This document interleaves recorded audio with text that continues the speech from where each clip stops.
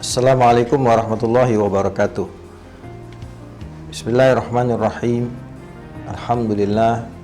Alhamdulillahilladzi amarana bisyami syahri Ramadan wa nadaba layaliyahu alal qiyami wa tilawatil Qur'an. Wassalatu wassalamu ala man jaa khaira tarjuman Sayyidina Maulana Muhammadin wa ala alihi wa ashabihi dhawil fadli wal ghufran. Amma ba'du, subhanaka la ilma lana illa ma 'allamtana innaka antal alimul hakim. La haula wa la quwata illa billahil aliyil azim. Pemirsa Ngebakul yang dirahmati Allah Subhanahu wa taala, kembali menyapa Anda semua di dalam channel kita ini, dan kali ini saya akan menyampaikan materi tentang rahmat, atau yang sering kita terjemahkan dalam bahasa Indonesia sebagai kasih sayang. Kalau kita berbicara rahmat, maka waktu kita tidak akan pernah cukup untuk berbicara panjang lebar soal ini.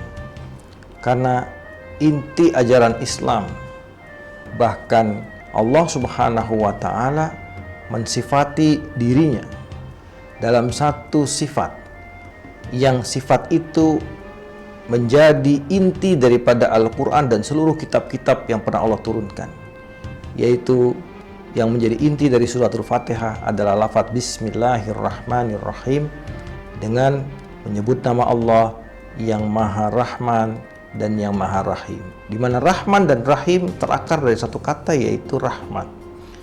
Luar biasa. Padahal sifat Allah begitu banyak, yang kita tahu ada 99 dan masih banyak lagi. Tapi di dalam lafaz Bismillahirrahmanirrahim, Allah sematkan lafaz rahmat itu 2 kali.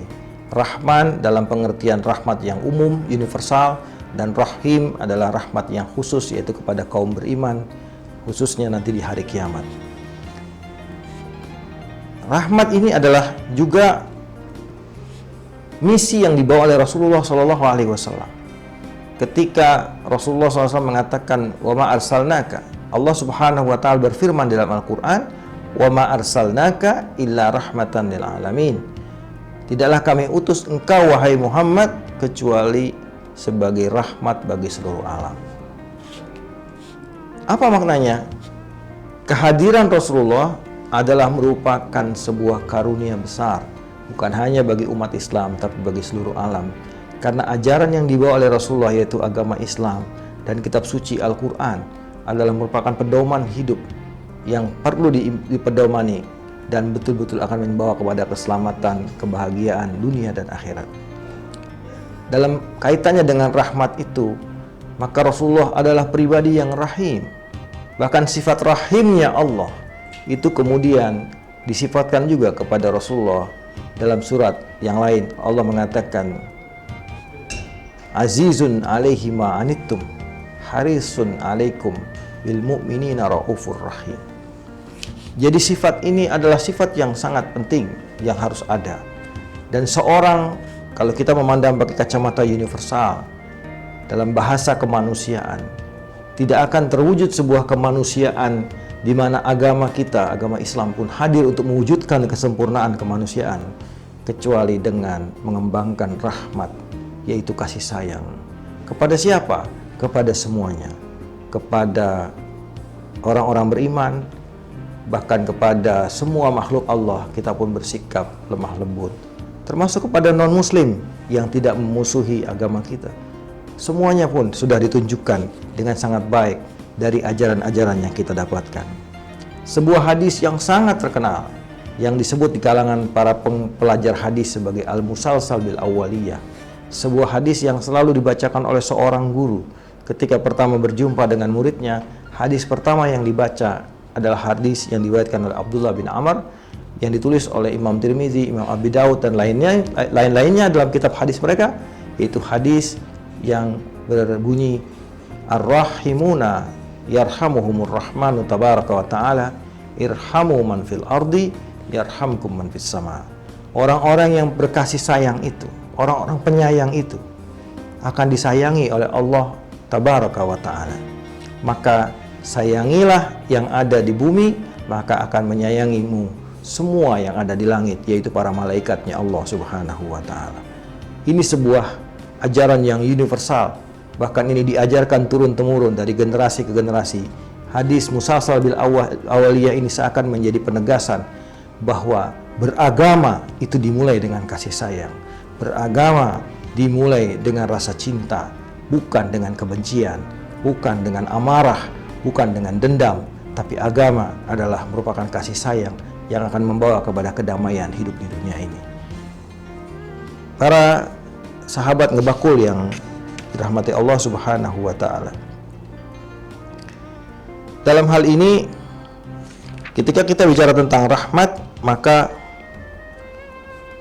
Rasulullah SAW pernah bersabda begini, budala'u ummati la yadkhulunal jannata bikathrati sholatin wala siyamin walakin yadkhulunaha bisalamatis sudur wasakha'in nufus warahmati li jami'il muslimin.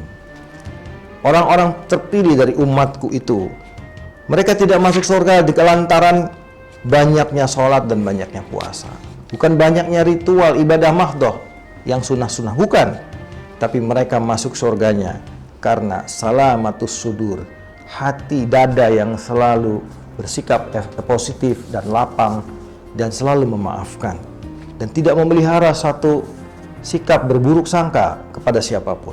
Itu namanya salamatus sudur, bersih dari sifat-sifat tercela, batinnya, hatinya selalu bebas dari sifat-sifat yang tidak baik. Yang kedua, sakha'un nufus, jiwanya itu betul-betul dermawan, senang memberi, senang membantu, senang menolong dalam keadaan apapun.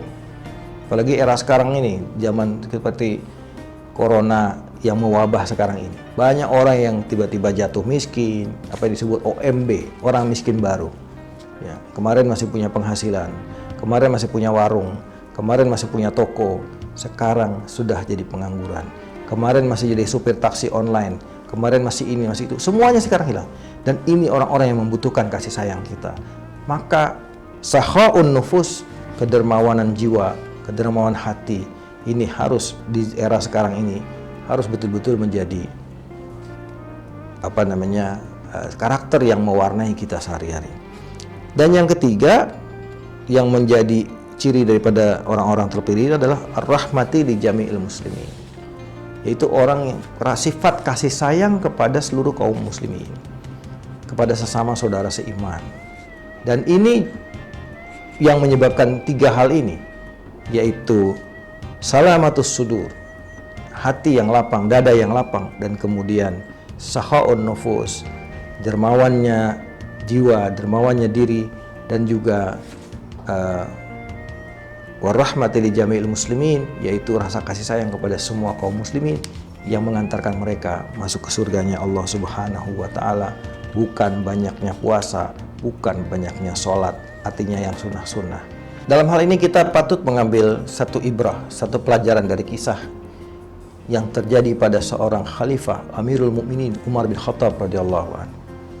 Satu malam beliau berjalan dan kemudian mendapati sekelompok orang-orang yang berkumpul, teman-teman. Ya, kalau bahasa anak sekarang lagi hongkong kongko, kira-kira begitu. Anak-anak muda, ya. Sayyidina Umar tiba-tiba terbesit di hatinya kekhawatiran bahwa nanti ada pencuri yang datang kepada mereka. Lalu kemudian beliau bergegas kepada rumahnya Abdurrahman bin Auf. Abdurrahman bin Auf diketuk pintunya. Beliau menjawab, "Ada apa Amirul Mukminin malam-malam seperti ini?" "Begini, itu ada sekelompok orang yang berkumpul. Mereka sahabat, saling bercengkerama.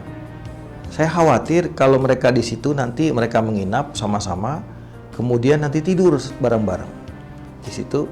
Lalu ada pencuri datang dan kemudian berbuat sesuatu yang tidak baik kepada mereka. Ayo temani saya, kita pergi ke tempat sana."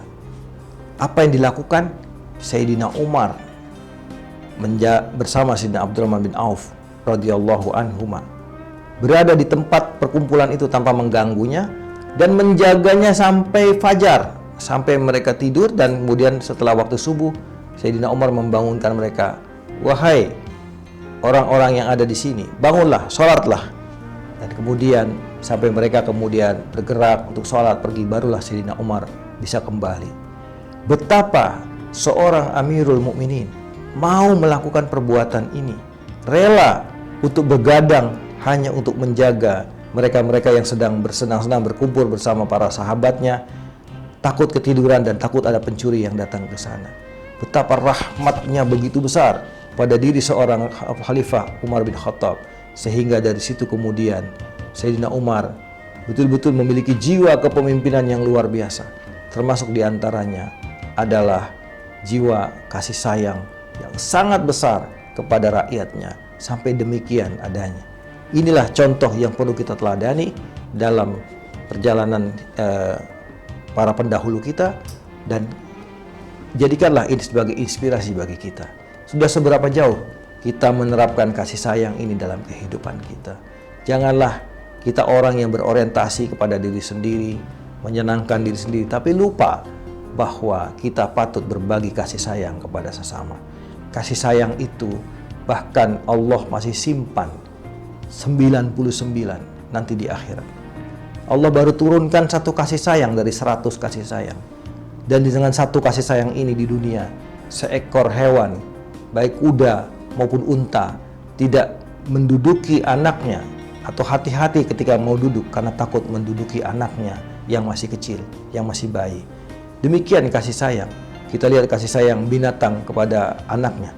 Termasuk kasih sayang kita manusia, antara orang tua kepada anak, anak kepada orang tua, saudara kepada saudara, teman kepada teman. Semuanya kasih sayang begitu besar. Ini baru satu kasih sayang rahmat yang Allah turunkan di dunia.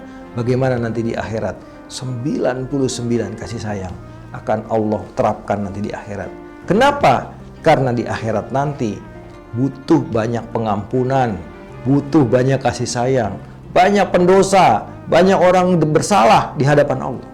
Maka Allah siapkan kasih sayang itu untuk lebih banyak mengampuni, lebih banyak membebaskan mereka-mereka yang masih beriman kepada Allah dari dosa-dosa mereka, kemudian bersama-sama dimasukkan ke dalam surganya Allah Subhanahu wa Ta'ala.